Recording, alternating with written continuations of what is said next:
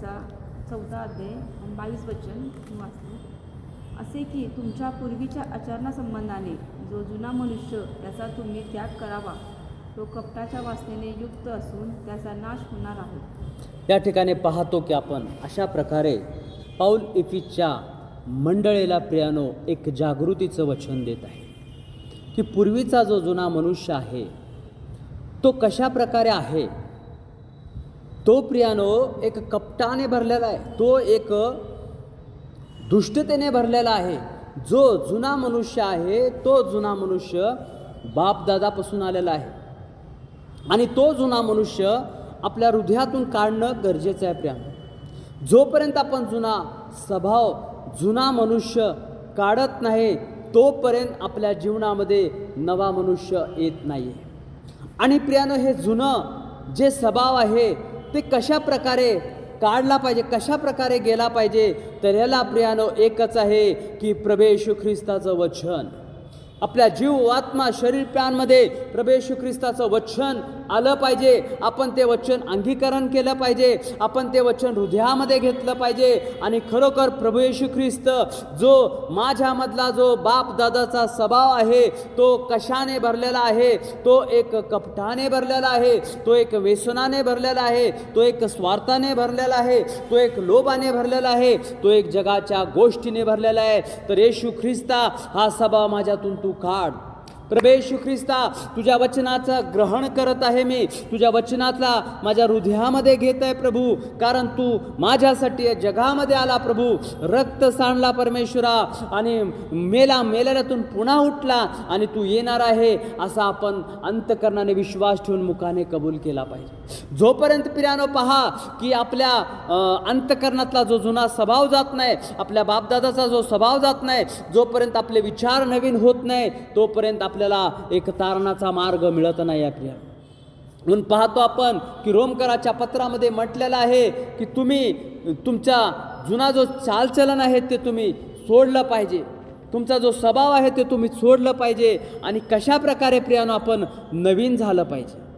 जोपर्यंत जुना स्वभाव आपण सोडत नाही, कारण तो जुना स्वभाव काय आहे प्रियानो, आपल्याला नाशाकडे नेणार आहे. तो जुना स्वभाव काय आहे प्रियानो, कपटाने भरलेला आहे. तो जुना स्वभाव काय आहे प्रियानो, वासनेने भरलेला आहे आणि त्याचा त्याग करायला पाहिजे.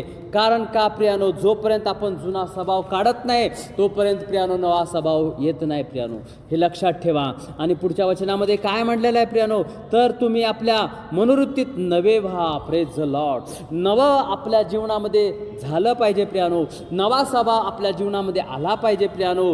जोपर्यंत आपल्या स्वभाव आपल्या जीवनातला जुना स्वभाव जात नाही तोपर्यंत नवा स्वभाव येत नाही प्रियानो. आणि हा नवा स्वभाव आणणारा फक्त प्रभू येशू ख्रिस्त आणि त्याचं वचन आणि त्याची पवित्रता आणि त्याची धार्मिकता आहे. लक्षात ठेवा प्रियानो. म्हणून प्रियानो, आपल्यातला जो जुना मनुष्य आहे त्याचा आपण त्याग केला पाहिजे. तो कपटाने, तो पापाने, ते स्वार्थाने, तो जगाच्या वासनेने भरलेला आहे प्रियानो. आणि यामुळे प्रियानो आपल्या जीवनामध्ये अनेक असे शाप येऊ शकतात. त्यामुळे अनेक आपलं जीवन प्रियानो पापामध्ये जाऊ शकते. म्हणून लक्षात ठेवा, जो नवा मनुष्य आहे तो प्रभू येशू ख्रिस्ताचा स्वभाव आहे प्रियानो. म्हणून आपण वाचूया रोमकरास पत्राचा 12 अध्याय आणि 1 वचन. रोमकरास पत्राचा 12 अध्याय 1 वचन. यास्तव बंधुजनो, मी तुम्हास देवाच्या करुणेमुळे तुम्हास विनवितो की तुम्ही आपल्या शरीराचा जिवंत, पवित्र व देवाला प्रिय असा यज्ञ करावा. ही तुमची आध्यात्मिक सेवा आहे. ही आपली काय प्रियानो, आध्यात्मिक सेवा आहे. आपलं जीवन त्या प्रभूला समर्पण करणं, आपलं हृदय त्या प्रभूला समर्पण करणं ही आपली आध्यात्मिक सेवा आहे प्रियानो.